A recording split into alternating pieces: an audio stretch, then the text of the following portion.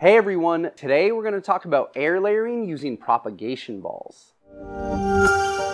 So here I have two propagations that were started at the same exact time, one using the Saran wrap style of air layering and one using these really cool new propagation balls I found on Amazon. Historically, I've always done the Saran wrap method of propagating. It does pretty good, it traps moisture really well, but it is a little bit unsustainable with the Saran wrap, and it's kind of tough to do it on a vertical surface because the Saran wrap will fall down on the plant. These propagation balls, which I have no affiliation with and I don't care if you buy them or not, but it's a nice reusable way that actually traps moisture inside of the ball. I started these on Monday, that's about 5 days ago now. Today is Friday, and it still has trapped a lot of the moisture inside of the ball. And I've done it on a few different plants here. This is a great method if you want to propagate on plants, epiphytes specifically, that are more tough to cut, and you want to be sure that it roots prior to putting it into water and doing the bubble method or some other type of traditional propagation. So the idea here is that you kick out about an inch or two of roots inside the propagation ball for about 7 to 10 days, and then you transplant it directly into Aroid mix. This is a safer transition than traditional propagation. You can think of it still being attached to the umbilical cord of the plant and receiving the watering from the root zone and the nutrients from the root zone into the propagation. So we'll unwrap a couple of these today and show you the results. This is traditional coconut core in Saran wrap.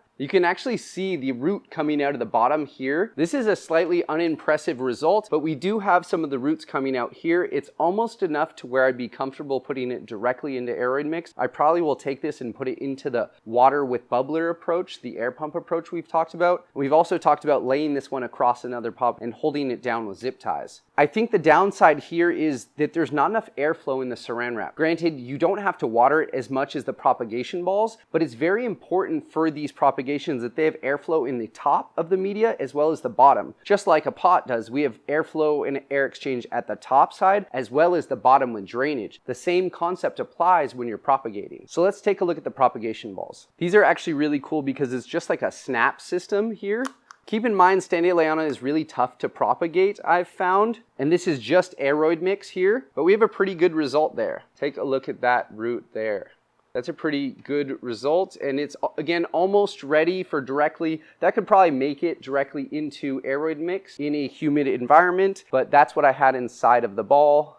It's just simply an Aroid mix. I think this was my first ones, but I used a plant tie, one of these Velcro plant ties, to hold it onto this bamboo stick to hold it upright, because once you fill this with Aroid mix, they tend to want to fall over with gravity. Also, I did not water these during the process. I think on Wednesday, I put a little spritz in the top, but there's plenty of humidity in there, and that's what you want to see, is that condensation. And always, obviously, wrap around the node here, and you need to have adventitious root. And here's kind of like a mixed result. It's doing okay. I think, to be honest, I over moistened the Aroid mix here, and you get some of the yellow root cap, which is what you want, but I think I could have gone a little less moisture, and that typically encourages a little more rooting. I'm really excited to take a look at this majestic, because what it did is created like a very humid environment in this propagation ball while having air exchange at the top and the bottom. So we'll snap this one open and see what's going on. Wow, take a look at that one.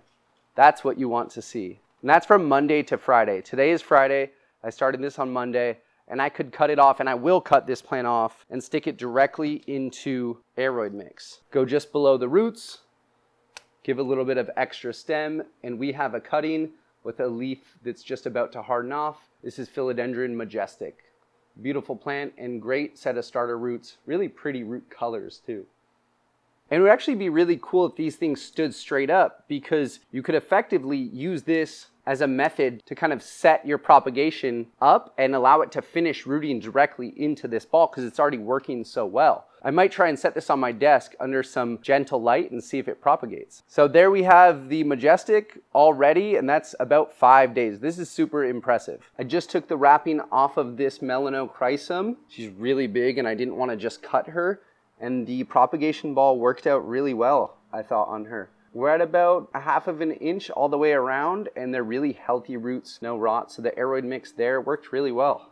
So we had about a 50% propagation success rate in about 4 or 5 days, which is actually really good. But things I would update or make better in this process is, one idea is, instead of using straight Aroid mix, just to use the coconut husk. Use a really pithy part of the coconut ground up and kind of pack this inside of the propagation ball, but make sure it doesn't have a lot of moisture in it, and then you essentially won't touch it for the 5 to 10 days in which it's rooting. Make sure it has air inside of that and there's air exchange at the bottom and the top. Also, you can kind of create a hybridized approach and combine Saran wrap with the propagation ball if you're going to be gone for an extended period of time and to trap that moisture for longer. But again, more moisture and less air equals less chances of propagation and less rooting. Whenever I do a propagation and it isn't successful, it's usually because I made the media too moist or too damp. And finally, one approach I would also do, as we talked about before, is do a 50-50 coconut core and perlite mix and pack this in there. Only after you've soaked this with water, squeezed it out, and then it'll be kind of the perfect moisture to root into. Thanks you guys so much for watching this week's video. If you did enjoy it or learn something new, please consider subscribing to the channel and or liking the video. It really helps us out. Thanks for watching. Have a great day.